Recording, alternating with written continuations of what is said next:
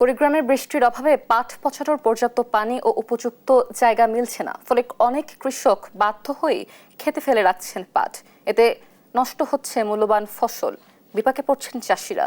এ নিয়ে বিস্তারিত জানাতে যুক্ত হচ্ছেন আমাদের সহকর্মী জুয়েল রানা।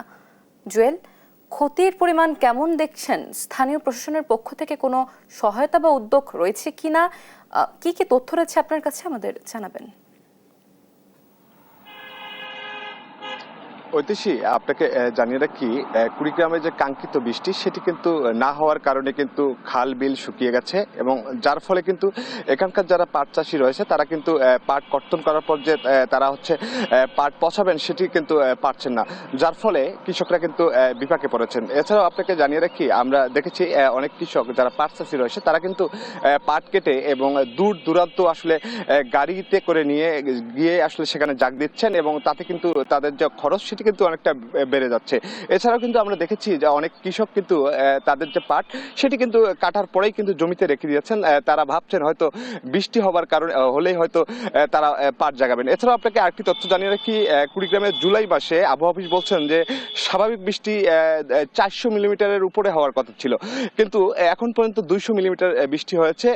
বুঝতেই পারছেন যে বৃষ্টি না থাকবার কারণে যে খালবিল সেটি কিন্তু শুকিয়ে। আপনাকে যদি একটু দেখাতে চাই যে আমি যে এলাকাটিতে রয়েছি এখানে কিন্তু হাঁটু পানিতে কিন্তু অনেক কৃষক কিন্তু তাদের আসলে পাট জাগ দিয়েছে, ফলে কিন্তু পাটের যে রং সেটি কিন্তু অনেকটা নষ্ট হওয়ার পথে। কৃষকরা বলছেন যে এরকম যদি আসলে ক্ষতি হয় তারা কিন্তু আগামীতে কিন্তু এরকম পাট চাষ করবেন না বলে আমাদেরকে জানিয়েছেন। এছাড়াও আপনাকে জানিয়ে রাখি, আমি এ বিষয়ে কথা বলেছি, তারা বিশেষজ্ঞ জন বলছেন যে আবহাওয়ার জলবায়ুর যে প্রভাব সেটির কারণে কিন্তু এই কুড়িগ্রামের বৃষ্টির যে প্রভাবটি সেটি কিন্তু হচ্ছে না।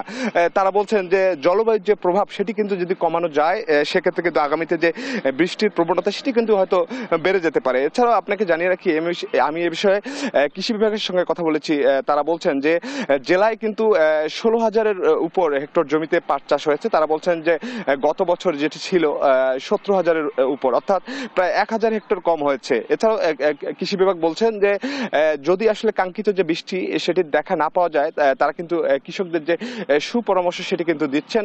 প্রয়োজনে তারা বলছেন যে বিকল্প উপায়ে আসলে পাট পচানোর যে ব্যবস্থা সেটি কিন্তু কৃষকদের পরামর্শ দিবেন। এই ছিল আমার কাছে কুড়িগ্রাম থেকে সর্বশেষ পরিস্থিতি। ঐতিহ্যি।